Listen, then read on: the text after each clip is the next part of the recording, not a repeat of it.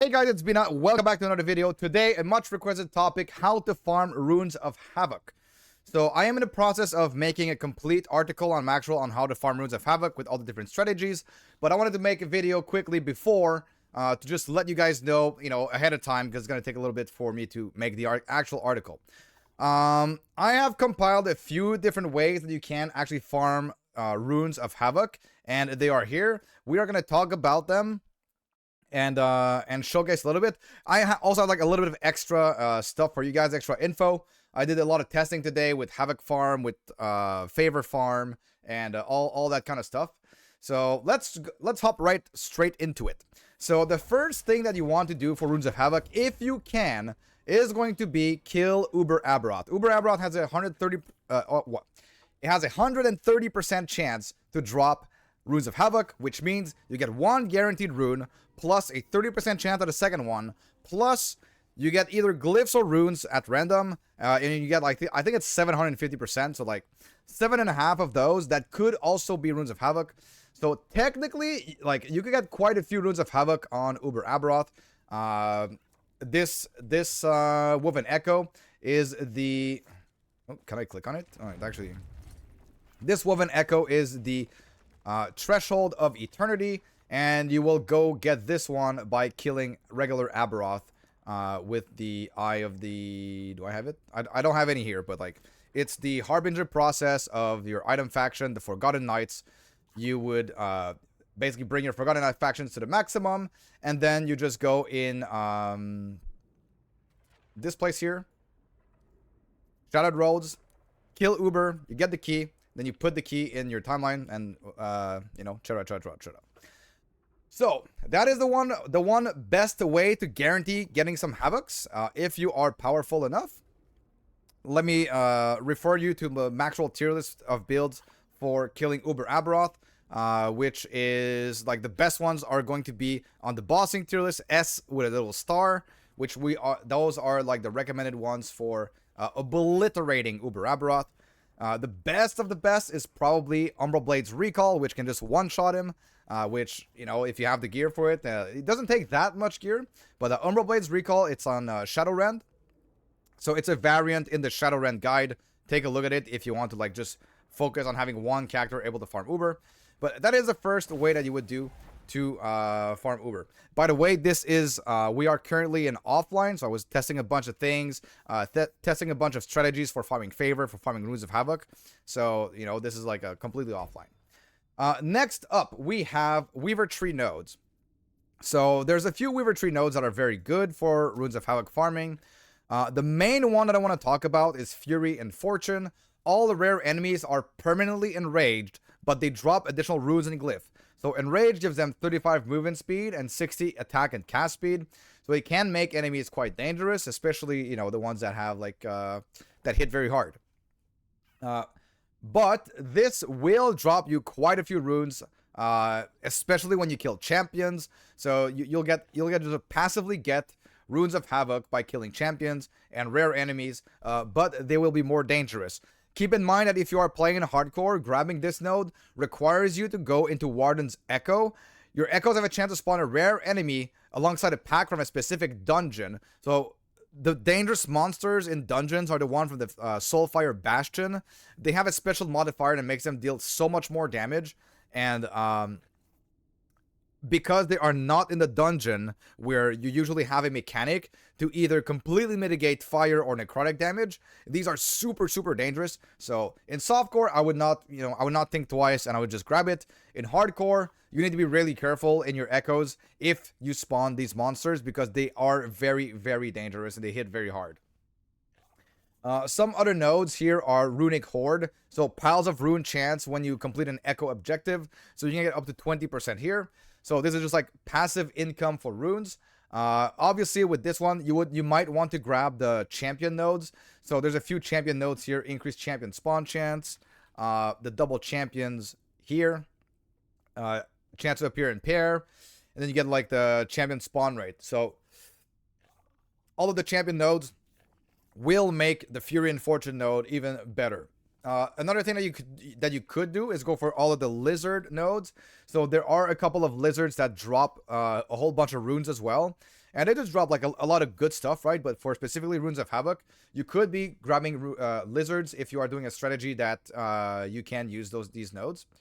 So that is another good thing. And the thing is that if you invest into champions, there are nodes for champions to be accompanied by a blue or green loot lizard. So this is going to help you a lot. Next thing in the Weaver tree is blocking certain nodes. So echoes you discover with a glyph reward will not have the glyph reward, will be something else instead. So you can like block glyphs, for example. You can block arena keys. You could block gold. I don't really recommend it. I feel like I always want more gold, either to buy stash tabs or to, I guess in MG you do want the gold, right? Experience is also favor. And then runes.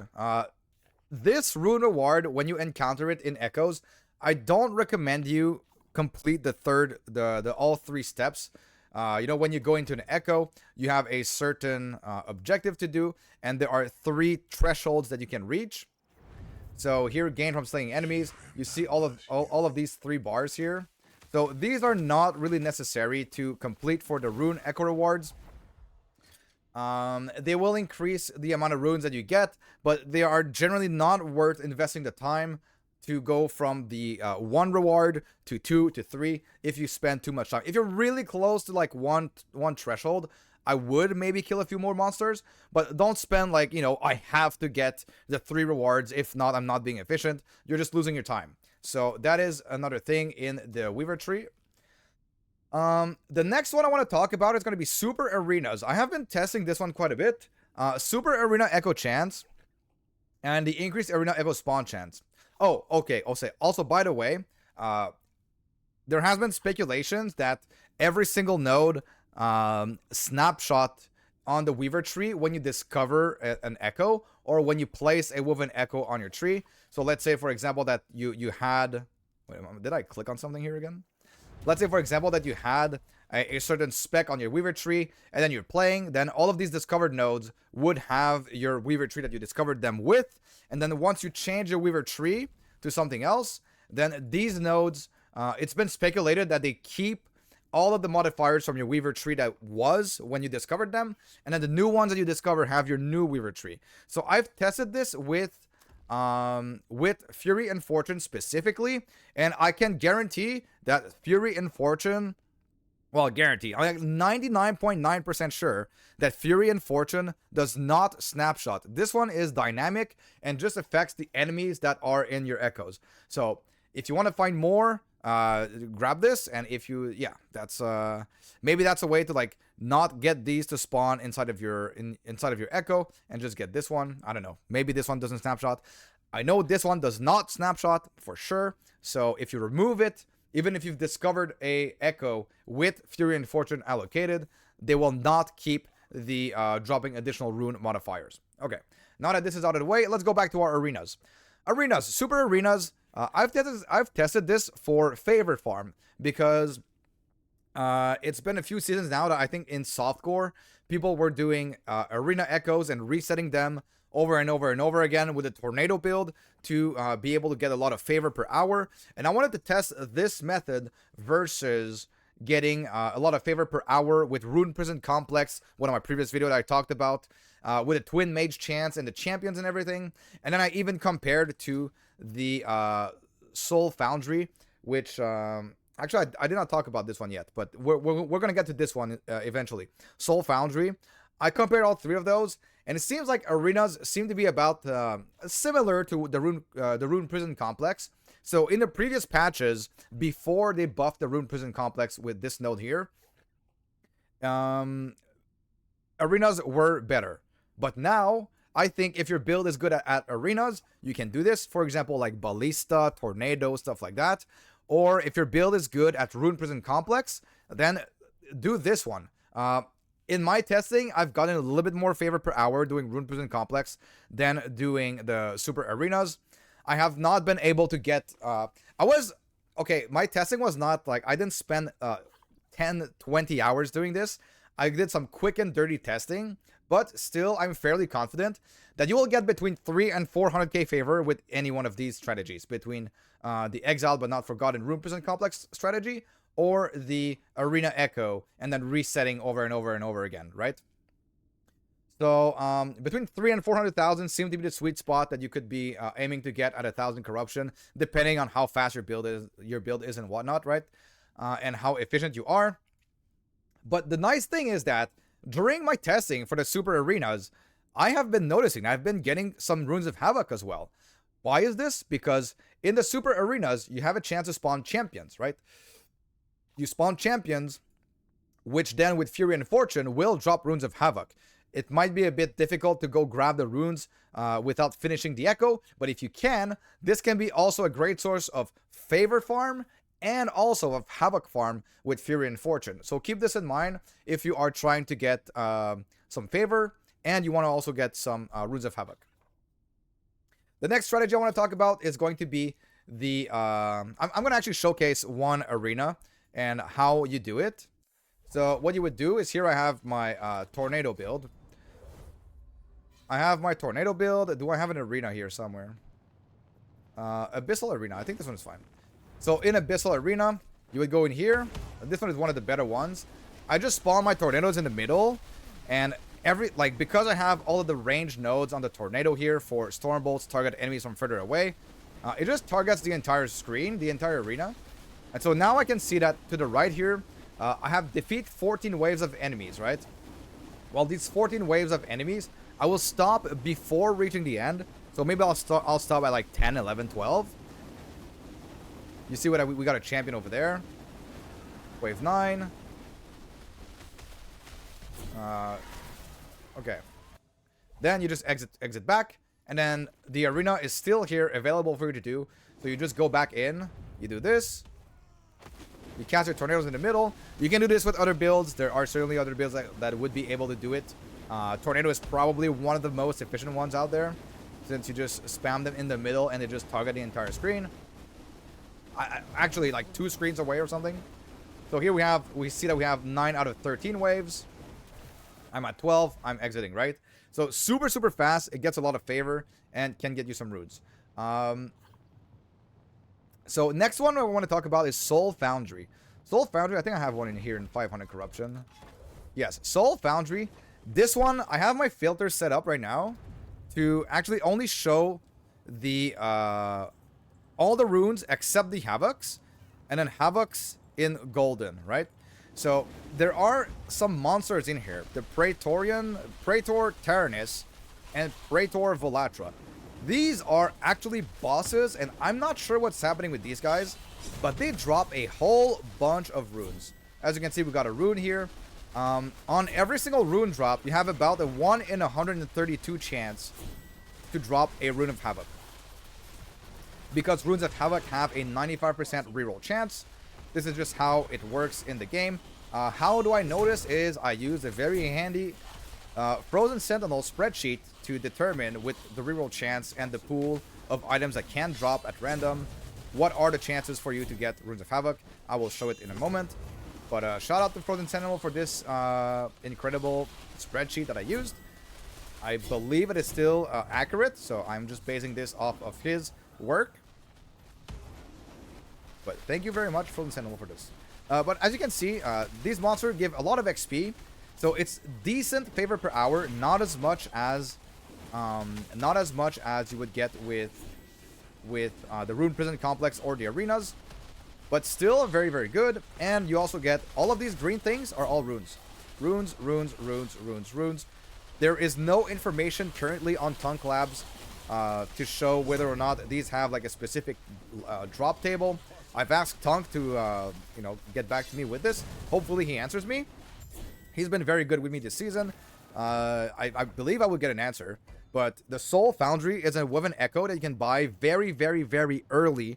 It's like as soon as you're level 1 Weaver faction, you can actually go and buy this one, and then you just repeat it over and over without finishing it. So the way that you not finish it is when you get teleported at the end, you just TP out and you just go back in, right? So it's the same strategy as we do with pretty much any other Woven Echo that would be, that has like a good farming strategy.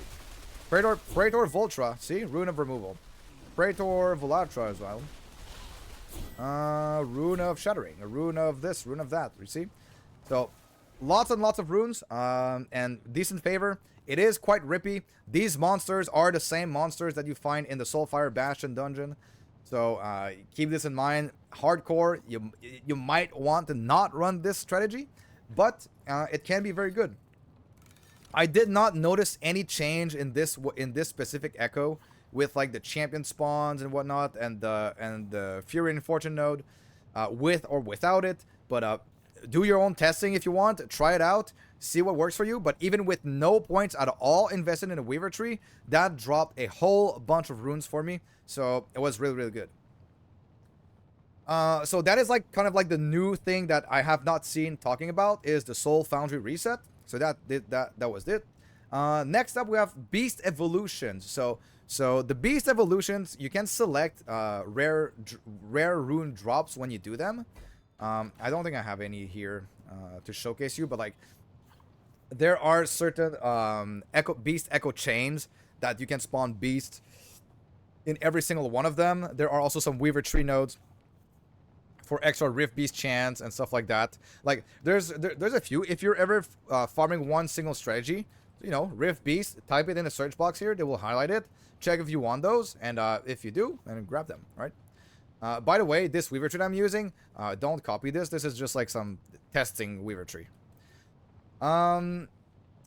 So yeah, so I was saying the beast can have an evolution where you select the rare runes. There's also a woven echo for Rampant Coast. Where is this? Rampant Coast. Slay a rampantly evolved Rift Beast. This is a very, very quick one to do. You just enter, there's one beast, you kill it, and then you get a whole bunch of drops. It drops a whole bunch of primordial items. It has a high chance of dropping rare runes as well. So very, very good. It does not work with Bloodline Glade, so don't try and go and farm runes with Bloodline Glade. At least in my experience, I have not gotten a single rune in there on like the 10 that I tested. And so I am tempted to believe that this one will only drop you the beast materials and the primordials, but will not actually drop you runes. So I think it's only randomly evolved with like stuff that gives you materials. I could be wrong about this, but like on 10 Woven Echo that I did not get one single rune of anything. So it's also much longer to do. If you want, I would imprint Rampant Coast. So that is a pretty good one here. Next, we have prophecies. So if you go into the Divine Era, and then you are COF, if you go to the Observatory, there are some generic rune prophecies that you could use. So how I like to roll my prophecies, there's a few ways. So typically, when I'm super early game, I will go the lens to reduce chance for prophecies to have events that are not mono, and the one that reduces the chance for prophecies to have events that are mono, so that when you are very weak with your character, you only get a generic completion. Like you only have generic completion objectives. So it will be like kill a nemesis, kill some rares, kill a boss, kill this, kill that. It won't be anything specific like go kill this guy in 320 corruption or go do this dungeon, right? So especially when you have only like 2 lenses. But as you get into the end game, what I do is I do reduce chance for prophecies to have events that are not mono. So I never want to go anywhere else but in monos. I don't want to do dungeons or campaign stuff, right? And then I go always for the more cost, but they offer double the rewards. And then the third one is, it kind of depends. You can go for the one that doubles the twice as many uses before expiring. So that's going to let you get way more items per favor spent, per time re-rolling, per clicking on your prophecies. But you will not find them as often as if you would have went for a runes here. So these are my 2 flexible slots. One is whatever I am trying to look for, and the other one is just like more cost to get like another multiplier to spend even less time, in here and spending my favor faster. So what I would do is typically this, and this, and then I would reroll, right? And then the one that you're looking for is going to be generic rune prophecies. So generic runes, we're gonna find one here in a moment. I just really want to show you guys which one exactly it is. Here. So this one is going to be Death of Omens, and then the reward is 22 runes. So this is 22 runes because I was using the more cost, but they offer double the rewards. If I don't use that one, this is going to be 11 runes, right? But you would grab this one, boom, and then, yeah, that has a chance to proc some Runes of Havoc. There was a rumor in the past, again, I consider this a rumor, that completing these prophecies in cemeteries and tombs have a better chance of spawning a Rune of Havoc. I don't believe that to be true. I've tested it. It is very incongruent with my results. They seem to be spawning just as much as if you do just generic boss prophecies or just random prophecies anywhere. So completing those in tombs and cemeteries does not seem to be increasing your Runes of Havocs. But, you know, if you've tested it and you have some data on it, I will be open to seeing that data and retesting again. But for my testing, I did not see any changes. So that pretty much covers the entire guide for farming Runes of Havoc. I really hope that you learned something and that you have a better chance, better luck with farming a lot of Runes of Havoc. And I guess that's it. I'll see you guys on the